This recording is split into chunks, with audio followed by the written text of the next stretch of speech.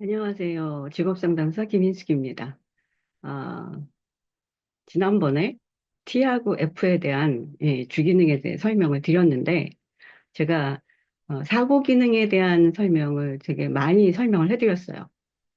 그리고 이제 감정 기능에 대한 설명은, 음, 전공을 못하는 게 있습니다. 왜 그러냐? 여기는 분석이 안 된다고 제가 말씀을 드렸죠. 예. 그래서, 예전에 그 전자학과 다니는, 와이대 전자학과 다니는 학생이 와서 이제 상담을 하면서 그 얘기를 하는 거예요. 자기는 연구원을 하고 싶은데 교수님이 너는 논리가 빠져서 연구원으로 들어가기가 힘들다. 근데 자기는 논리가 있다고 얘기를 해요. 그래서 자기는 이해가 안 간다. 여름방학 때 온 겁니다. 그래서, 그러면, 음, 검사를 한번 해보자. 그래서 MBTI 성격 검사를 해봤어요. 그랬더니 ESFJ가 나와서 F가 주기능으로 되어 있습니다. 그래서 이제 F에 관련된 설명을 했더니 그때서야 이해를 하더라고요. 아, 그래서 교수님이 그런 얘기를 하셨네요. 라고 얘기를 해서, 그러면 연구 쪽에 들어가는 것보다는 취업을 해야 되겠네요. 라고 얘기를 하더라고요. 그래서 그 방법이 좋을 것 같다. 이제 그 상담을 끝내고 간 후에 그 다음에 이제 극과의 학생들 여러 명이 또 왔더라고요. 근데 다 감정 기능을 쓰는 친구들이에요. F를 쓰는 친구들이에요. 예. 그래서 그때도 제가 이제 상담을 하면서 음, 논리적인 거를 좀 배워야 되는데 제가 지난번에도 그랬어요. 성격은 바뀌지가 않고 변화는 있다고 했는데 변화를 한다는 게 되게 어렵습니다, 사실은. 제가 왜 태어날 때부터 오른손잡이가 아, 손을 다치거나 이러면 내가 왼손을 써서 어느 정도 따라간다고 하는데 제가 지금 오른손을 다쳐서 기부스를 하고 있습니다.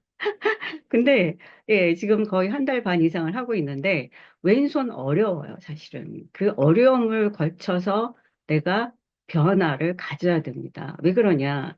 내가 못하면 예, 할 수 있는 데까지 해보는 거예요. 포기할 순 없잖아요. 다 같이 공부를 했고, 다 같이 배웠는데, 단지 논리가 없고 결정하는데 어려움이 있다고 포기하거나, 예, 저는 이럴 필요는 없다고 생각을 하거든요. 그래서 감정 기능을 갖고 있는 친구들한테는 항상 그런 얘기를 합니다.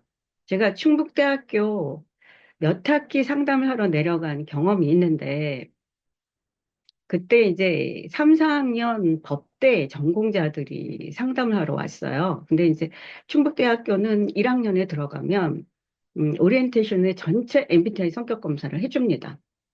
근데 이게 이제 해석은 안 해주고 다 그들 그냥 주소에만 들어가 있어요.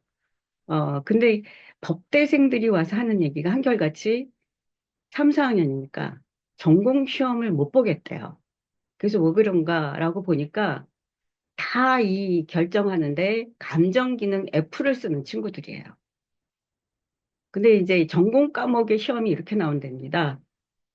비포 용지 한 장에 네가 변호사라면 변론을 써라. 또 네가 판사라면 이 사건에 대한 판결문을 써라. 그럼 이거 육하원칙에 따져 들어가야 되는데 여기는 뭐예요? 맞다 틀리다가 아니고 좋다 싫다잖아요.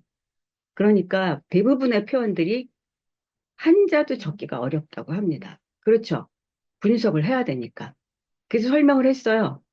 감정 기능을 쓰기 때문에 그래서 이런 어려움이 있다. 그러니까 이제 한결같이 다 설명을 듣고 이렇게 이해가 될 수 있게끔 성격 검사를 했으면 해석을 해줘야 되는데 해석 하나도 없이 그냥 너는 이런 성격이야 라고만 가르쳐줬다. 예, 그래서 제가 한 몇 학기를 경험한 적이 있습니다. 그래서 저도 놀랐거든요. 법대에 들어가서 이것 때문에 감정을 쓰기 때문에 논리적으로 얘기를 못하는 경우가 있구나. 이럴 수도 있구나. 라는 생각을 갖게 됐고요. 지금 T하고 F하고 T는 그러면 사람을 갖고 일하는 데는 조금 어려움이 있어요. 왜 그러냐? 내 중심으로 결정을 내리기 때문에 이지타산을 따진다고 했죠. F는 사람을 상대로 하는 일들을 해요. 항상 그들 편에서 결정을 하게끔 하기 때문에 따뜻하잖아요. 근데 T와 F가 일하는 방법이 이런 방법으로 일을 합니다. 아마 이제 그 서비스 업종에 들어가서 음식점이나 이런 데 가서 보시면 이제 아실 거예요. 아, 저 친구는 T를 써, 저 친구는 F를 써. 왜 그러냐? T들은 손님들한테 그런 얘기를 한다고 그랬죠. 제가 드릴 수 있는 매뉴얼대로 제가 드릴 수 있는 모든 서비스를 드렸습니다. 근데 감정을 갖고 있는 분들은 손님이 원하시는 게 뭡니까? 라고 질문을 던져요. 근데 우리 욕심이 많잖아요. 하나, 둘, 셋, 넷 잠깐만 계속 욕을 하면 F들이 내가 갖고 있는 게 세 개, 네 개에서 더 이상 요구하면 어떤 생각을 갖느냐? 아, 나는 여기에 능력이 없나 보다. 그래서 나는 더 이상 일을 할 수가 없어. 이렇게 생각을 갖게 돼요.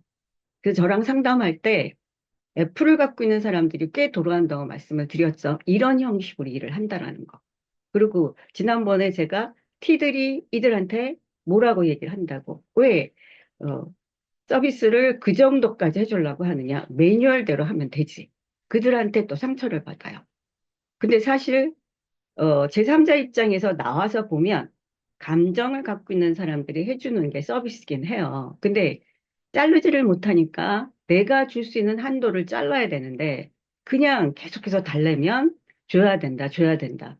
그리고 내가 더 이상 줄 게 없으면 나는 능력이 없다. 이게 잘못된 생각이죠. 능력을 최고로 많이 갖고 있는데 너무 요구를 많이 하는 거죠. 예, 그래서 이들이 돌아오면 제가 그걸 물어봐요. 그러면 이제 그런 얘기를 해요. 선생님, 전 능력이 없는 것 같아요. 이 직업이 안 맞는 것 같아요. 그럼 일하는 태도를 물어보면 이런 식으로 일을 하거든요. 그래서 제가 어느 정도 선에서 잘라야 된다. 내가 갖고 있는 거를 다 줄 수는 없다. 그리고 내가 줄 수 있는 걸 다 줬는데 그 사람이 더 욕을 하면 난 능력이 없는 게 아니다. 나는 최대 한도를 내놓은 거다. 이렇게 생각을 해야 된다라고 이제 얘기를 했는데 제가 그랬잖아요. 성격은 변화를 가져야 된다고 했는데 변화 갖기가 어렵다라는 거죠. 예. 근데 어떻게 해요? 사회에서 일을 하고 살아가려면 우리가 사회생활을 하고 의사소통을 하려면 내가 어느 정도 변화는 해줘야 된다. 제가 그 얘기를 계속 강조를 하고 있습니다. 그리고 제가 MBTI 관련돼서 성격에 대한 강의를 하는 이유도 가장 그게 가장 큰 저의 얘기거든요.